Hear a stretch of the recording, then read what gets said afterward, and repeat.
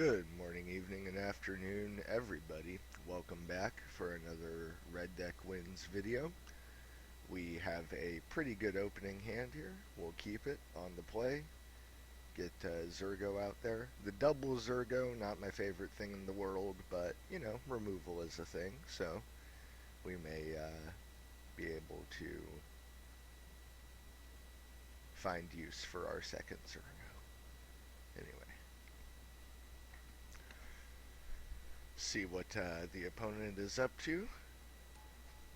Actually, already began to record a match today. I got as far as my turn one play. It was Zergo as well, and the opponent scooped to Zergo. Don't know. I don't know. It's the opponent's game too, so they can concede if they want to. Alright, we get in for two. Go ahead and cast our Lightning Berserker. Next turn we can potentially Berserk. By that I mean, Lightning Breathe here. Or we can dash a Heel Cutter if our opponent has a non-caryatid blocker. Let's see. Yeah, we can stoke a what have you.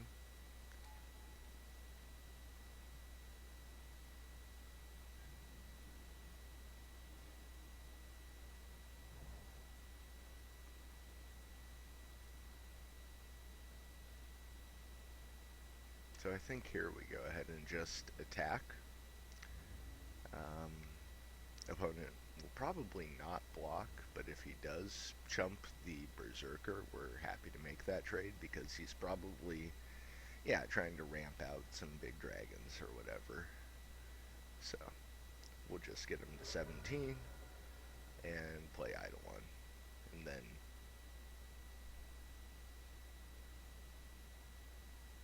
any other mana dorks, any Courser he plays, it's all gonna hurt. Yep. And now we can actually untap, stoke the Courser, and attack. So he won't actually gain any life off of this. It's a pretty good sequence for us. And we got the mountain, so we can do two more on the attack here. And then maybe hardcast Heel Cutter. I mean, it's the last card left in our hand. Of course we're going to do it, but we could draw something that is a better play. Something that kills the opponent faster would be what a better play is at this point in the game, because the Heel Cutter's faint, or falter effect, rather. Pardon me, is not extremely relevant. Although now it is. Now it might be just correct. He's at 10, so we go 3, 4, 5, 6, 7. Yeah. Depending on what we draw, we could be bringing him perilously low here.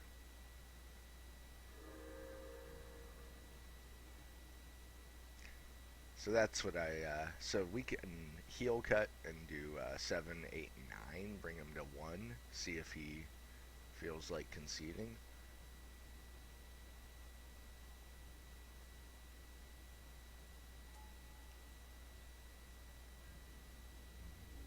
Or we can just attack and hold up the strike. But I don't know, he's more likely to gain life than lose it. Or, he could play and crack a fetch land and gain 2, or gain 1 net, basically. Anyway, probably overthinking that a little. We are going to hold up the Wild Slash, though. The difference between 3 and 1 is not that great, especially when we're presenting lethal, even if he plays another single creature, because, well, that's not necessarily true.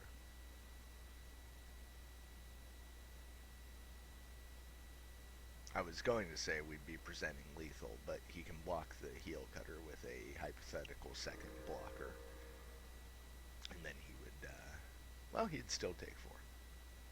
And we have Wild Slash. things are looking pretty good.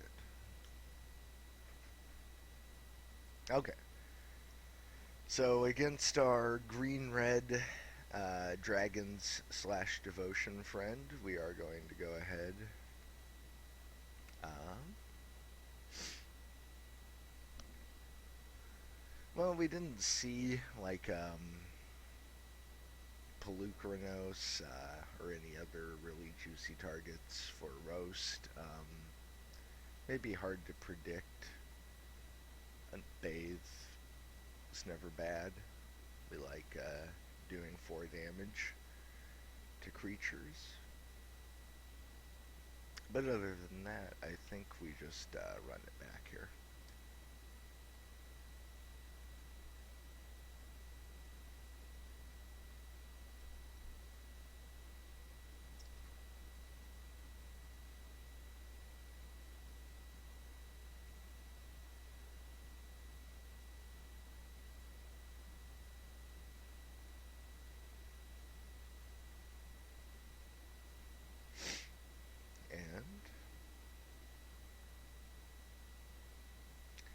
And the sand is going nowhere fast. Not a fan. So I think we're going to throw it back here. A little bit better.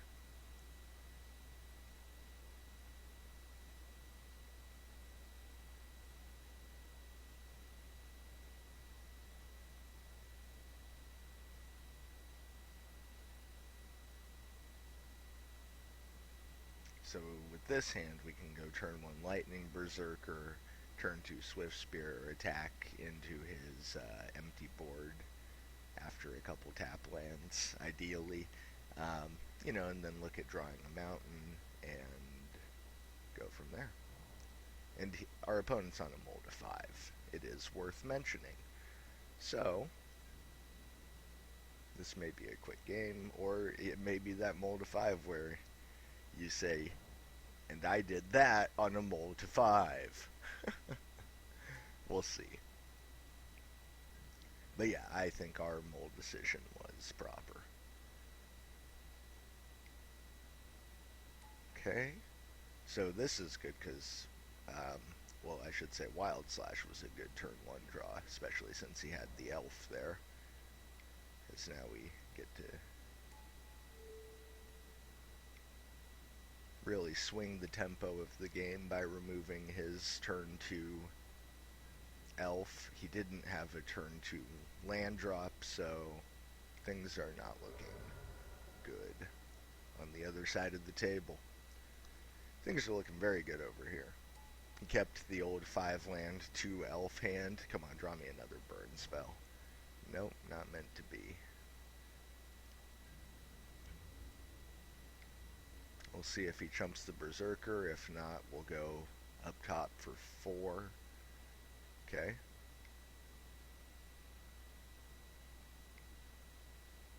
He's F6'd.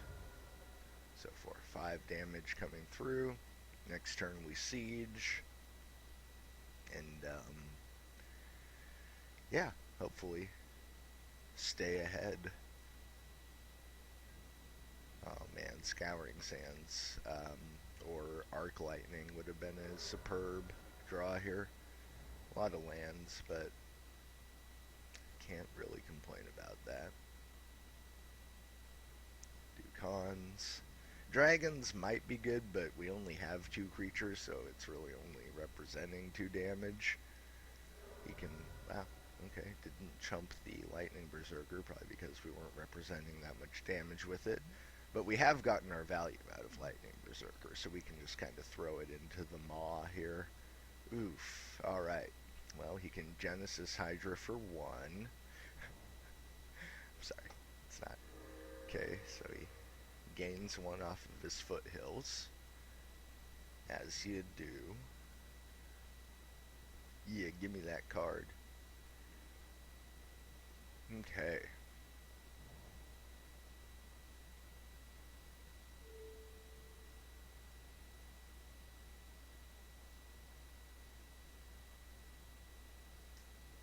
So we can stoke the Courser,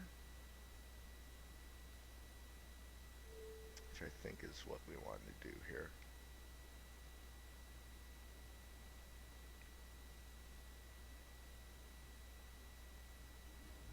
And then, oh, he's gonna use a burn spell here.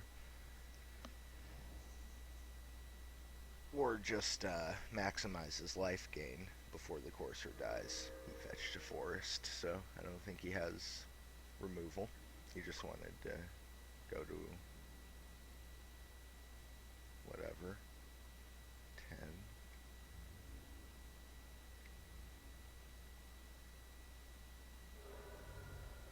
10. Okay. And now we play Regent, say go.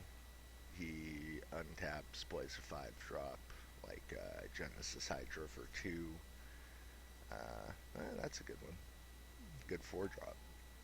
But I like ours.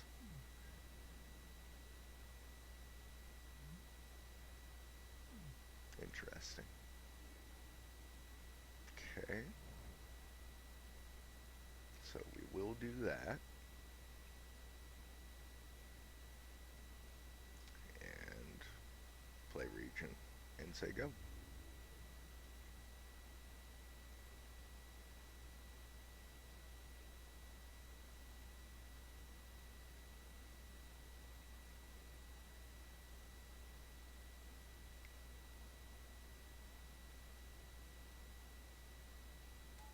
Whoa. Alright. The Arbor Colossus is a very big problem. Wow. I mean, I guess we just play both of these, right?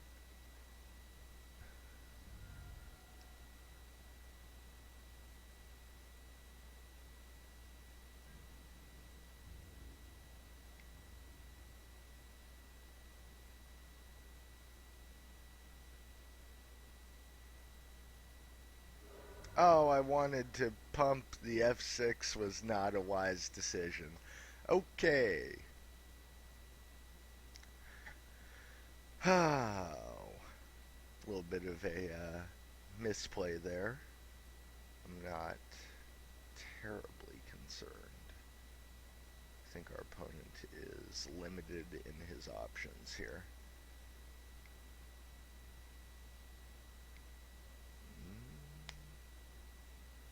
And Hydra for 3.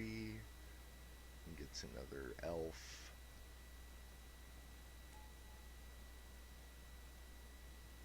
And a 3/3.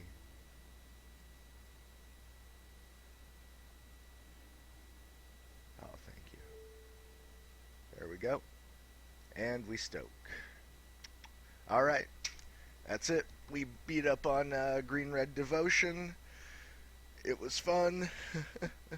Kind of a quick match today, but I hope you enjoyed it. That's kind of what our deck does, ideally. Anyway, I hope you'll join us for the next one. As always, have fun, do well, subscribe and like the channel. It'll help me out a great deal in the self-esteem department.